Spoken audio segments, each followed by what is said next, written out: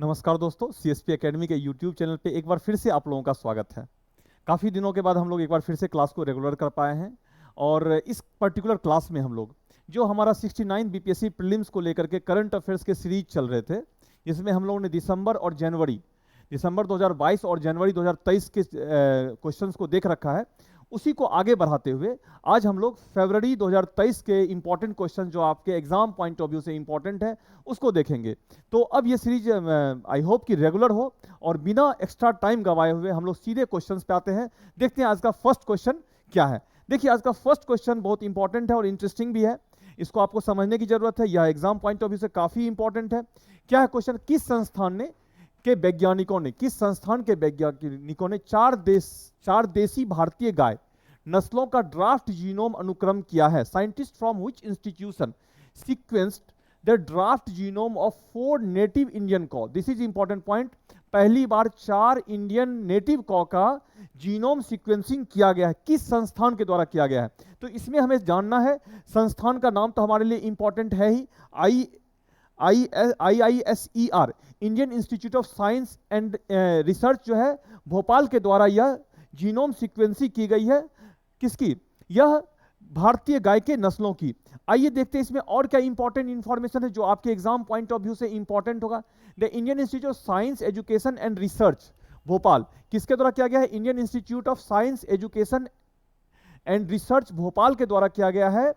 और इसमें क्या किया गया है? इसमें भारतीय गाय जो इंडियन कॉज है के नस्लों का ड्राफ्ट जीनोम का अनुक्रम किया गया। और यह 4 गाय कौन से हैं, किस ब्रीड के हैं, यह भी कभी कभी हमारे एग्जाम में इंपॉर्टेंट क्वेश्चन हो सकता है। हालांकि बीपीएससी अभी इतना डेप्थ नहीं जा रहा है, लेकिन चूंकि यह इंपॉर्टेंट इंसिडेंट है और यह क्वेश्चन जो है यह जो समसामयिक घटना है, यह हमारे देश में, चूंकि हमारे देश में नंबर ऑफ एनिमल्स अधिक है, जानवरों की संख्या अधिक है और ऑब्वियस सी बात है हमारी जो गायें हैं वह तुलनात्मक रूप से विश्व औसत की तुलना में उससे मिल्क का प्रोडक्शन कम होता है। तो उस दिशा में सरकार के द्वारा जब यह कदम लिया गया है और इससे कमिंग डेज में हमारे मिल्क प्रोडक्शन इनहेंस हो सकते हैं, तो उसको ध्यान रखते हो सकता है यह क्वेश्चन डिजाइन हो। चूंकि बिहार में भी नंबर ऑफ एनिमल्स अधिक और सबसे कम प्रति हेक्टेयर एनिमल प्रोडक्टिविटी बिहार में ही है, इसलिए बिहार के सेंस में भी हमारे लिए क्या होगा, यह इंपॉर्टेंट होगा।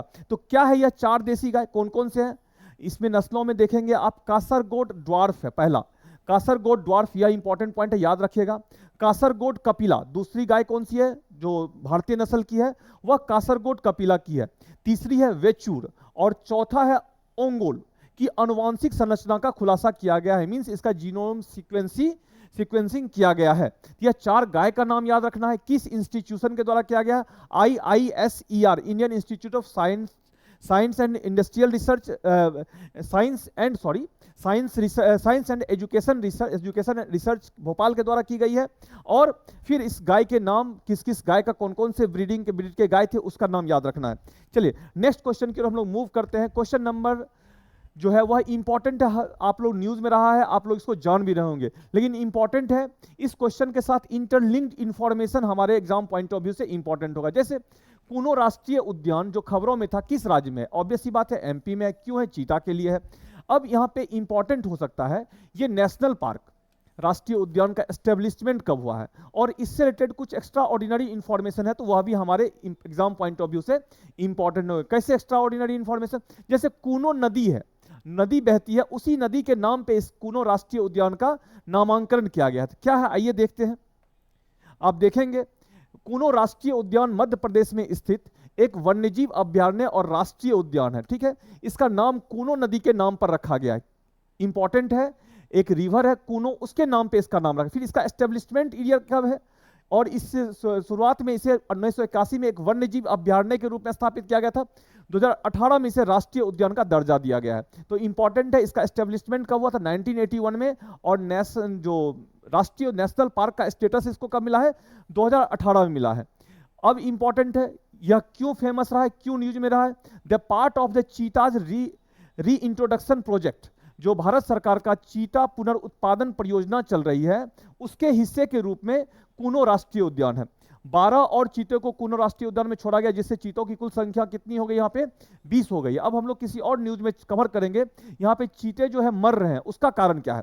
तो ये कुछ एक्स्ट्रा ऑर्डिनरी इंफॉर्मेशन है जो आपके एग्जाम पॉइंट ऑफ व्यू से इंपॉर्टेंट। आइए नेक्स्ट क्वेश्चन की ओर हम लोग मूव करते हैं। क्वेश्चन नंबर, समता कुंभ 2 से 14 फरवरी 2023 के बीच किस राज्य में स्टैचू ऑफ इक्वलिटी के परिसर में आयोजित किया गया है? ठीक है, Samata Kumbh will be held on the premises of the statue of equality at Muchintal, या कुछ स्पेलिंग मिस्टेक लग रहा है, in which state from 2 to 14 February 23।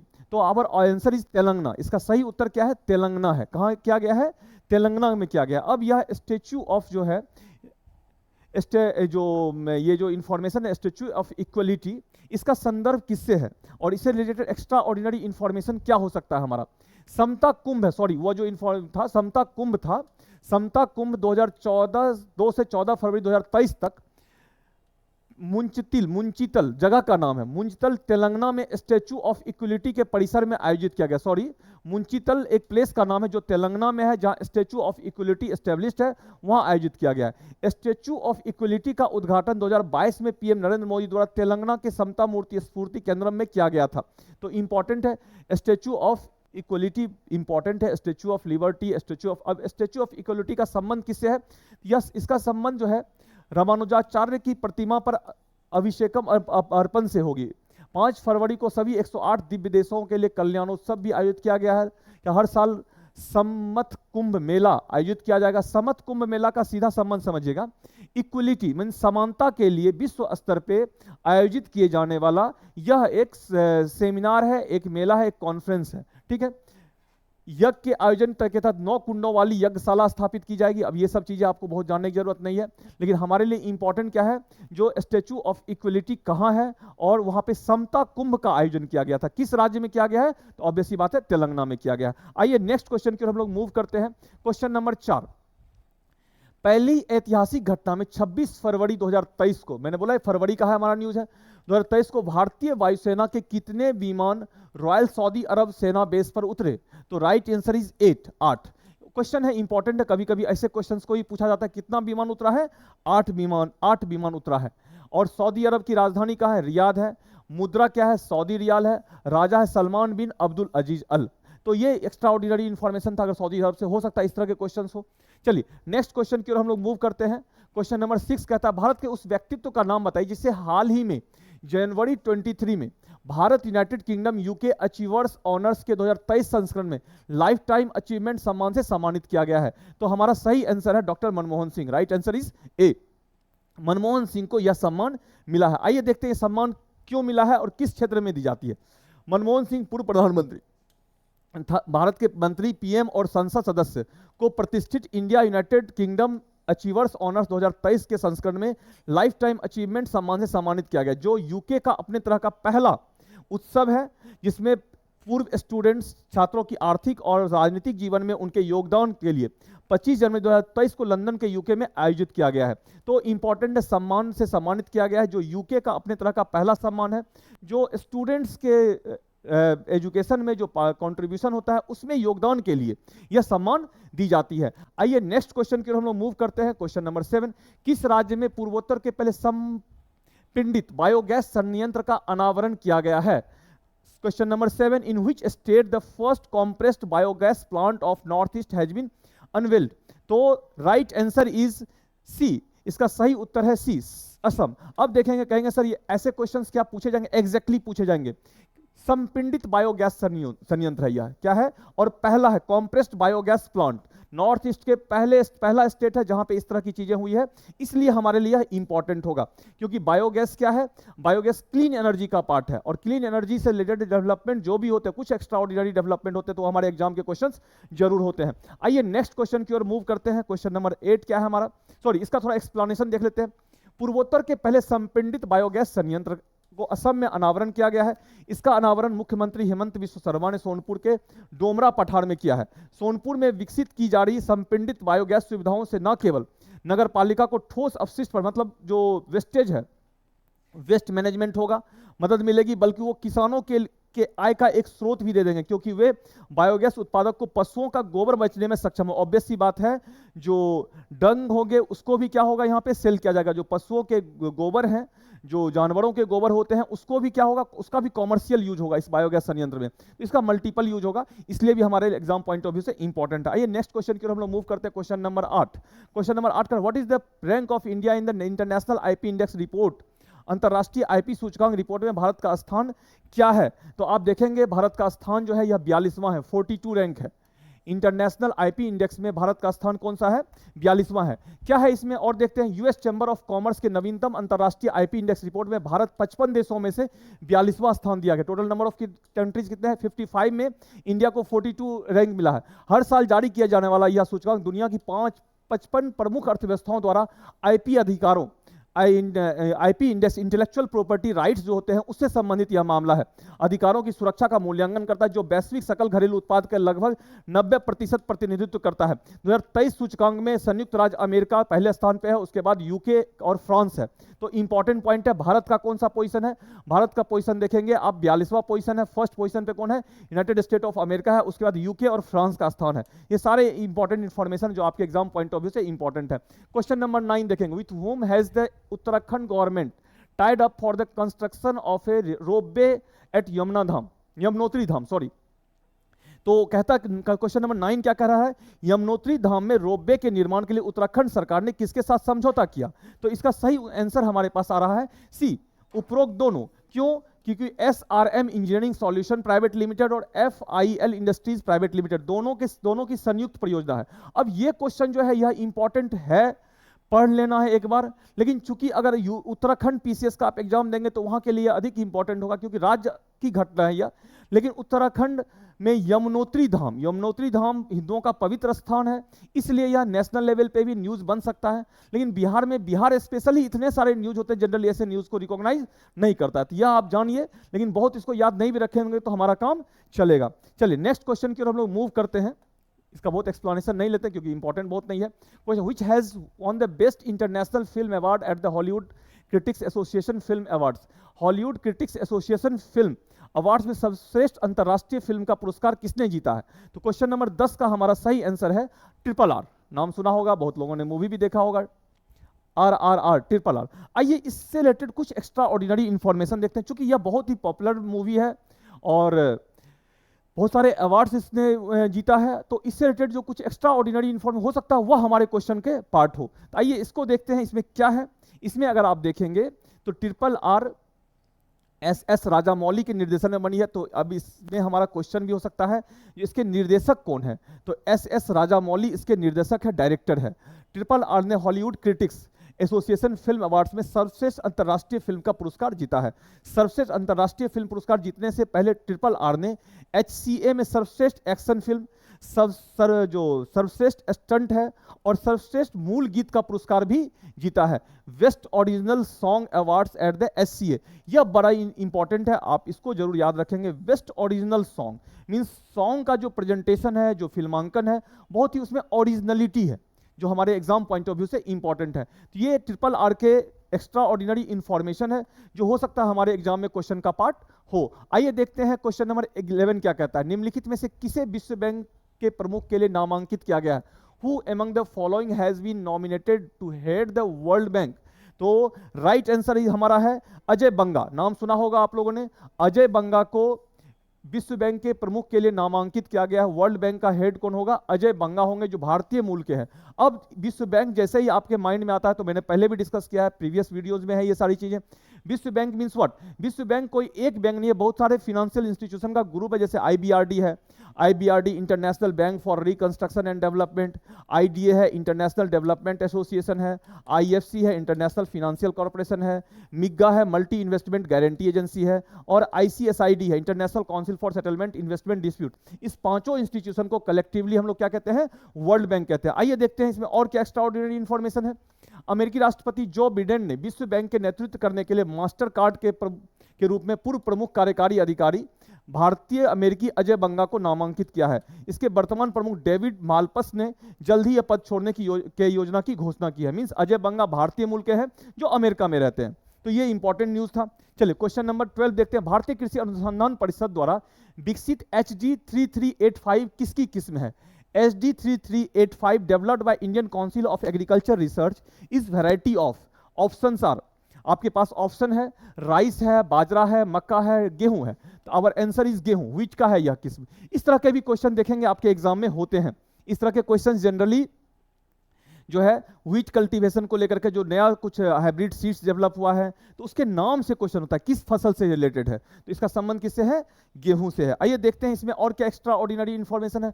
भारतीय कृषि अनुसंधान परिषद Indian council for agriculture and research ने HD 3385 नामक गेहूं के एक नई किस्म विकसित की है। यह नई किस्म जलवायु परिवर्तन और बढ़ती गर्मी की चुनौती का सामना कर सकती है। मींस क्लाइमेट चेंज हो रहा है, क्लाइमेट चेंज में आप देखते होंगे कभी कभी गेहूं का फल तैयार है, गेहूं पक चुका होता है, गेहूं कटने वाली होती है और वर्षा हो जाती है, तो ऑब्वियस सी बात है उस कंडीशन में हमारा क्या होता है? लॉस होता है, क्षति होता है। बने तैयार गेहूं जो है हमारा वो क्षति में चला जाता है, लॉस हो जाता है। कभी कभी गेहूं की बुआई होती है और बुआई होने के तुरंत बाद जो है वर्षा जब नहीं होनी चाहिए थी तब वर्षा हो जाती है, या फिर गेहूं तैयार हो जाता है उस समय वर्षा होती है, और बहुत तरह के क्लाइमेटिक अनसर्टेनिटी होती है। तो उस अनसर्टेनिटी को क्या करेगा? यह किस्म कम करेगा। यह एक हाइब्रिड सीड्स होगा जो इन सब चीजों को इन सब कंडीशन में टॉलरेबल होगा, टॉलरेट करेगा। यह नई किस्म ओगती बुआई के लिए उपयुक्त है। अगेती बुआई मींस पहले ही बोया जाए। अगर जो सीजन होता है रबी का, गेहूं रबी क्रॉप्स में आता है, अगर रबी सीजन से पहले भी बोया जाए तो उसमें भी क्या होगा? यह इससे प्रोडक्शन हो जाएगा।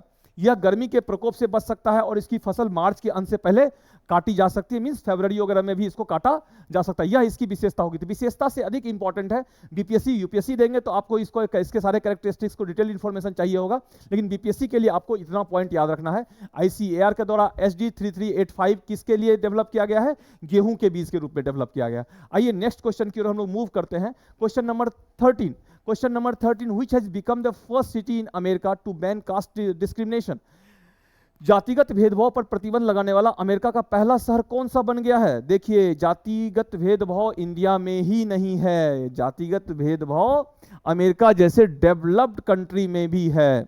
तो वहां पे जातिगत भेदभाव का दूसरा स्वरूप है, जनरली उसको रेशियल डिस्क्रिमिनेशन कहते हैं, और इसका सही उत्तर है सिएटल।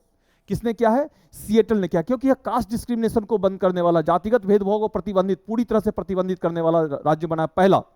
और जानते हैं यह जातिगत भेदभाव जो है यह किसी भी डेमोक्रेटिक कंट्री में कहीं से भी एक्सेप्टेबल नहीं होगा। इसलिए यह हमारे एग्जाम के क्वेश्चंस बनते हैं, क्योंकि अमेरिका क्या है? वह एक पॉपुलर डेमोक्रेटिक कंट्री है जिसके डेमोक्रेसी की डेप्थ जो है वह काफी अधिक है, ब्रॉडर एस्पेक्ट में लोकतंत्र है वहां पे, और वहां पे ऐसी चीजें हो तो वह सही नहीं है। इसको बंद करने वाला पहला राज्य कौन बना है? पहला शहर कौन बना है? सिएटल बना है। चलिए देखते हैं इसमें और क्या एक्स्ट्रा ऑर्डिनरी। सिएटल नस्ल आधारित, मैंने बोला नस्ल रेशियल डिस्क्रिमिनेशन होता है, नस्ल आधारित भेदभाव पर स्पष्ट प्रतिबंध लगाने वाला पहला अमेरिकी शहर बन गया है। This is important point, VVI point, ठीक है। सिएटल सिटी काउंसिल नस्ल, धर्म, लिंग, पहचान जैसे समूहों के साथ साथ शहर के नगरपालिका कोड में संरक्षित वर्ग की सूची में नस्ल को जोड़ने वाले एक अध्यादेश पारित किया है। ये इंफॉर्मेशन आप नहीं भी पढ़ें तो कोई दिक्कत नहीं बीपीएससी पॉइंट ऑफ व्यू से, लेकिन सिएटल जो है become the first US city to pass an explicit ban on race based discrimination. ये हमारे लिए इंपॉर्टेंट होगा। चलिए नेक्स्ट क्वेश्चन की ओर हम लोग मूव करते हैं। क्वेश्चन नंबर 14 क्या कहता है? भारत के नए औषधि महानियंत्रक के रूप में किसे नियुक्त किया गया है? Who has been appointed as the new drug control general of India? तो इंपॉर्टेंट क्वेश्चन है यह। इसका सही उत्तर आता है राजीव रघुवंशी। अब कहोगे आप कैसे यह इंपॉर्टेंट है? क्योंकि औषधि जनरली हम लोग पढ़ते हैं जो कंट्रोलर एंड ऑडिटर जनरल है या फिर फिनांस कमीशन है, तो नेशनल लेवल का यह पोस्ट है, राष्ट्रीय स्तर का है, और हाल के दिनों में काफी यह चर्चा में रहा है। और इसमें अगर कोई अपॉइंटमेंट हुआ है तो कभी कभी इस तरह के सरप्राइजिंग चीजों को बीपीएससी पूछता है, इसलिए इसको तैयार करेंगे आप। राजीव रघुवंशी, इसका सही उत्तर क्या है? राजीव रघुवंशी है। बहुत एक्सप्लेनेशन की जरूरत नहीं इसमें। आइए नेक्स्ट क्वेश्चन की ओर मूव करते हैं। Where among the following has Ola, Uber and Rapido bike taxi been banned? निम्नलिखित में से कहां Ola, Uber, Rapido bike taxi पर प्रतिबंध लगा दिया गया है? बहुत इंटरेस्टिंग क्वेश्चन है, और इसका सही उत्तर है क्या? दिल्ली। दिल्ली में ओला, उबर, रैपिडो और बाइक टैक्सी पर क्या कर दिया गया है? प्रतिबंध लगा दिया गया है। तो आइए देखते हैं यह प्रतिबंध क्यों लगाया है और किसने लगाया है। दिल्ली ट्रांसपोर्ट डिपार्टमेंट ने ओला, उबर और रैपिडो बाइक टैक्सी पर प्रतिबंध लगा दिया है। परिवहन विभाग के नोटिस में कहा गया है दोपहिया वाहन निजी वाहन है, ये टैक्सियों के लिए नहीं है, और टैक्सी बुक करने के लिए बाइक का इस्तेमाल करना मोटर वाहन अधिनियम 1988 का क्या है, उल्लंघन है। तो इस पॉइंट ऑफ व्यू से हमारा यह क्वेश्चन क्या होगा, बहुत बहुत इंपॉर्टेंट है। बीवीआई क्वेश्चन देख रहे हैं दोस्तों, ये जो सीरीज है इस सीरीज में आपको कुछ ऐसे क्वेश्चंस दिखते हैं जिसका कंसर्न हमारे राष्ट्रीय स्तर के इससे है, जो अगर रीजनल न्यूज भी है तो उसका नेशनल और इंटरनेशनल इंपॉर्टेंस है, वैसे ही न्यूज को हम लोगों ने कवर किया है। तो एक बार फिर से मैं माफी चाहूंगा आप लोगों से, चूंकि काफी दिनों से क्लास हमारा ब्रेक रहा, उसके पीछे बहुत सारे रीजन थे, बहुत सारे सर्कमस्टांसेस, जब समय विपरीत होता है बहुत सारी चीजें होती है, लेकिन विपरीत समय में भी अपने आप को बैलेंस रखना और मेंटेन करना और फिर से अपने आप को रिवाइव करना और रिस्टोर करना, दिस इज इंपॉर्टेंट थिंग। और हम लोग ऑलमोस्ट रिस्टोर हो चुके हैं, अब चीजें रेगुलर हो जाएंगी, ना केवल ऑनलाइन क्लासेस, ऑफलाइन क्लासेस तो रेगुलर ऑलरेडी हो चुकी हैं, ऑनलाइन क्लासेस भी अब हमारी जो भी क्लासेस, जो भी कमिटमेंट आप रहा है ऑनलाइन फॉर्म में 69 बीपीएससी के लिए आप लोग को मैं अवेलेबल कराऊंगा, वो सारी चीजें होंगी। और एक और इंफॉर्मेशन है, जो 69 के लिए हमारा क्रैश कोर्स है, crash course online free of cost, जो कि सब्जेक्ट वाइज होगा, एकदम फास्ट क्रैश कोर्स होगा। 4 घंटे में कंप्लीट ज्योग्राफी, 4 घंटे में कंप्लीट इकोनॉमिक्स, 4 घंटे में कंप्लीट पॉलिटी, वह भी एज सुन एज हम लोग विद इन 10 डेज हम लोग लॉन्च कर रहे हैं, और आप लोग का फास्ट रिवीजन होगा उससे, और वो लाइव सेशन के फॉर्म में होगा। चलिए नेक्स्ट क्वेश्चन की और इसी इंफॉर्मेशन के साथ हम लोग मूव करते हैं। क्वेश्चन नंबर 16, पेंगोंग सो झील फ्रोजन लेक मैराथन का आयोजन किया गया है, यह झील किस क्षेत्र में है?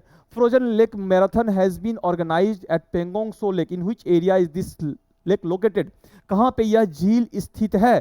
तो राइट आंसर इज लद्दाख। ये तो आप लोग आंख मूंद के मारिएगा, क्योंकि पेंगोंग सो झील जो है बहुत कारणों से न्यूज में रहा है। एक इंपॉर्टेंट कारण तो मैं बता दूं, वह है 3 इडियट मूवी का लास्ट वहीं से होता है, पेंगोंग सो झील से होता है ना, उसका लास्ट सीन वहीं पे रिकॉर्ड हुआ था। दूसरा पेंगोंग सो झील का है, कुछ विवाद के कारण न्यूज में रहा है, जहां चाइना को हमने पीठ धो धो के मारा है, उसके लिए न्यूज में रहा है, तो यह हमेशा चर्चा में रहने वाला न्यूज है। पेंगोंग सो पे कभी हम लोग और डिस्कस करेंगे इस पे डिटेल्स में, लेकिन इसमें थोड़ा और इंफॉर्मेशन को लेते हैं। भारत में पहली बार केंद्र शासित प्रदेश लद्दाख के पेंगोंग सो झील पर फ्रोजन लेक मैराथन का आयोजन किया गया, यह फर्स्ट टाइम हुआ है। दिस इज इंपॉर्टेंट पॉइंट, यह हमारे लिए इंपॉर्टेंट है। इसे आधिकारिक तौर पर Guinness book of world records में उच्चतम फ्रोजन लेक मैराथन के रूप में शामिल किया गया है, तो इसको गिनीज बुक में भी शामिल किया गया है, यह इंपॉर्टेंट है, इसलिए इसका यह है। यह झील समुद्र तल से 4350 मीटर की ऊंचाई पर है। ये सब याद रखेंगे तो अच्छा है, नहीं याद रखेंगे तो अच्छा है। चलिए नेक्स्ट क्वेश्चन की ओर हम लोग मूव करते हैं। क्वेश्चन नंबर 17, भारत ने किस देश के साथ संयुक्त डिजिटल भुगतान प्रणाली शुरू की है? India has launched A joint digital payment system with which countries? बहुत इंटरेस्टिंग क्वेश्चन है और बहुत इंपॉर्टेंट क्वेश्चन है।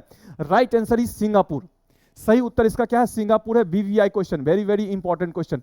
किस देश के साथ संयुक्त digital means Google payment, UPI payment जो हम लोग यूज करते हैं, अब यह पेमेंट सिंगापुर में भी हम कर सकते हैं।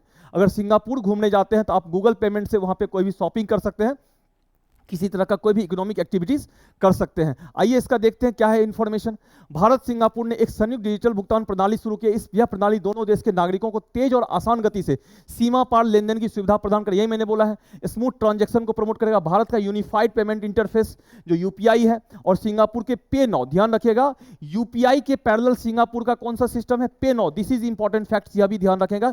पे नाउ, यह भी क्वेश्चन हो सकता है, जैसे हमारे यहाँ यूनिफाइड पेमेंट सिस्टम है, पेमेंट इंटरफेस है, यूपीआई है, वैसे ही सिंगापुर में कौन सा सिस्टम काम करता है? तो आपसे यह भी क्वेश्चन होगा, तो वह क्या है? पे नाउ। पे नाउ ने इन लेनदेन को सुविधाजनक बनाने के लिए एक समझौता किया है, एक एग्रीमेंट किया है यूपीआई और पे नाउ के बीच, इंडिया और सिंगापुर के बीच। चलिए क्वेश्चन नंबर 18 की ओर हम लोग मूव करते हैं। दादा साहब फाल्के अंतरराष्ट्रीय फिल्म महोत्सव 2023 में सर्वश्रेष्ठ अभिनेता और अभिनेत्री का पुरस्कार किसने जीता है? Who has on the best actor and actress award at the Dada Saheb Phalke international film festival 23? तो राइट आंसर है इसका राइट आंसर है रणवीर कपूर और आलिया भट्ट। नाम देख सुना होगा आप लोगों ने, दोनों काफी पॉपुलर हमारे एक्टर और एक्ट्रेस हैं। रणवीर कपूर और आलिया भट्ट ने यह पुरस्कार जीता है। चलिए रणवीर कपूर मुंबई में दादा साहब फाल्के इंटरनेशनल फिल्म 2023 का आयोजन किया गया है। सर्वश्रेष्ठ अभिनेत्री का पुरस्कार अभिनेत्री आलिया भट्ट को गंगूबाई काठियावाड़ी के लिए मिला है। कौन सी मूवी है? गंगूबाई काठियावाड़ी के लिए मिला है। सर्वश्रेष्ठ अभिनेता पुरस्कार रणवीर कपूर को ब्रह्मास्त्र के लिए मिला है। आई होप कि आप लोगों ने दोनों मूवी देखा होगा, नहीं देखा है तो और अच्छी बात है, देखा है तो भी और अच्छी बात है, दोनों ही चीजों में अच्छा है, गुड थिंग्स। चलिए, क्योंकि मूवी देखना भी गलत नहीं है। चलिए, किस देश ने हवासेंग 15 अंतर महाद्वीपीय बैलिस्टिक मिसाइल का परीक्षण किया? Which country has test fired the Hwasong 15 international ballistic missile? Question number 19, right answer is North Korea. यहां पे कंफ्यूजन होता है, चीन, उत्तरी कोरिया, दक्षिणी कोरिया, जापान, सब में ऐसे नाम हो सकते हैं, बट हमारा सही उत्तर क्या है?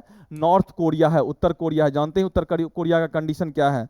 उत्तर कोरिया क्या क्या करते रहता है? कोरिया ने अंतर महाद्वीपीय बैलिस्टिक मिसाइल Hwasong 15 का परीक्षण का दावा किया। यह परीक्षण जापान के पश्चिमी तट से कुछ दूरी पर किया। Hwasong 15 मिसाइल का पहला परीक्षण 2017 में किया गया था। उत्तर कोरिया के बैलिस्टिक मिसाइल और परमाणु हथियार कार्यक्रम के संयुक्त राष्ट्र सुरक्षा परिषद की ने मंजूरी दे दी है। चलिए, ये बहुत इंटरेस्टिंग है और इंपॉर्टेंट न्यूज है। चलिए नेक्स्ट क्वेश्चन की ओर हम लोग मूव करते हैं। केंद्र सरकार द्वारा उत्तर भारत का पहला परमाणु ऊर्जा संयंत्र किस राज्य में स्थापित किया जा रहा है? In which state the first nuclear power plant of north India will be set up by central government? बहुत इंपॉर्टेंट क्वेश्चन है और राइट आंसर इज ए। कहां किया जा रहा है? हरियाणा में किया जा रहा है। सही उत्तर इसका क्या है? ए है।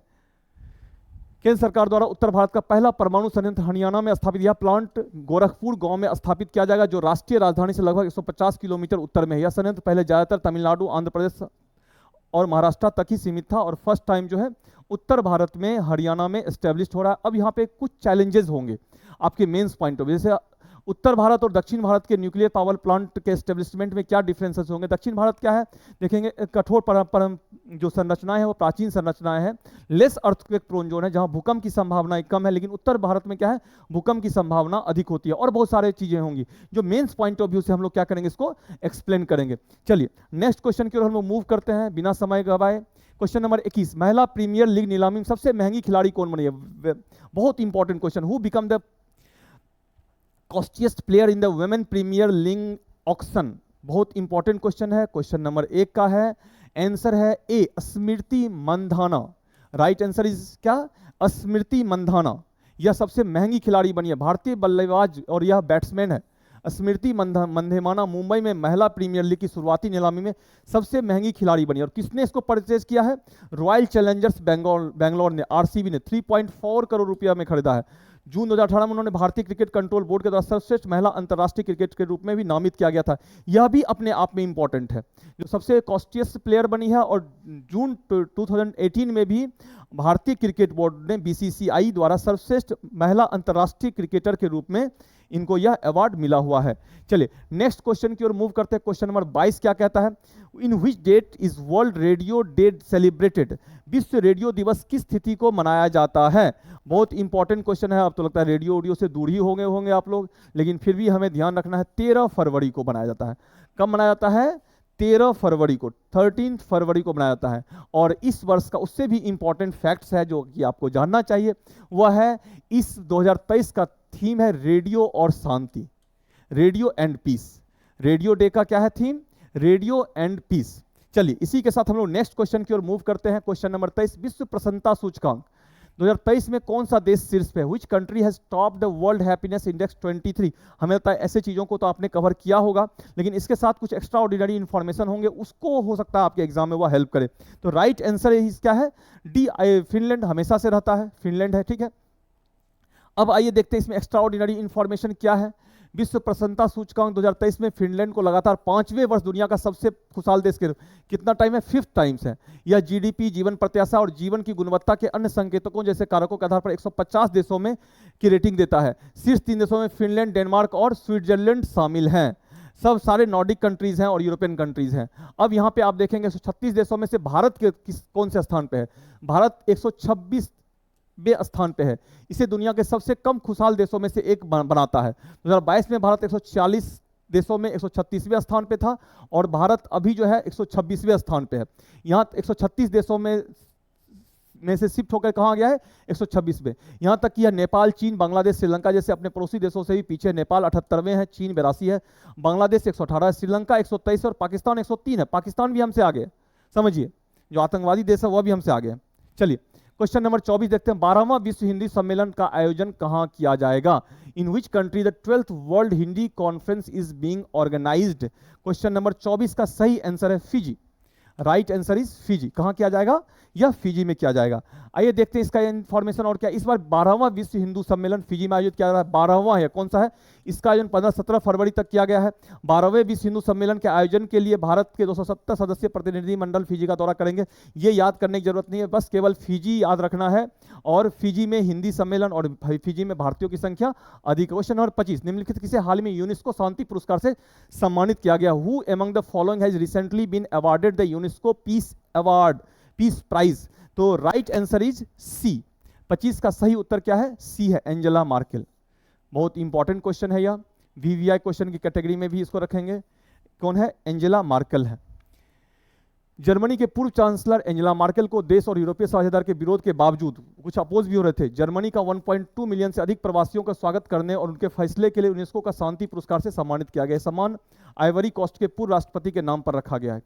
ये सब जानना है, लेकिन एंजेला मार्केल इज इंपॉर्टेंट और उनको यह अवार्ड मिला है, दिस इज इंपॉर्टेंट पॉइंट। तो इस तरह से हमारे 25 क्वेश्चन का यह सीरीज है और आई होप कि यह सीरीज आपको अच्छा लगा होगा। फटाफट क्विक रिवीजन करंट अफेयर्स में काफ़ी हेल्पफुल होगा। अगर हेल्पफुल है तो जरूर इसको लाइक कीजिए, शेयर कीजिए, सब्सक्राइब कीजिए। और मेरा प्रॉमिस और कमिटमेंट है जो यह क्लासेस रेगुलर और अपने शेड्यूल टाइम पे होगी। चलिए, thank you, thanks a lot all of you.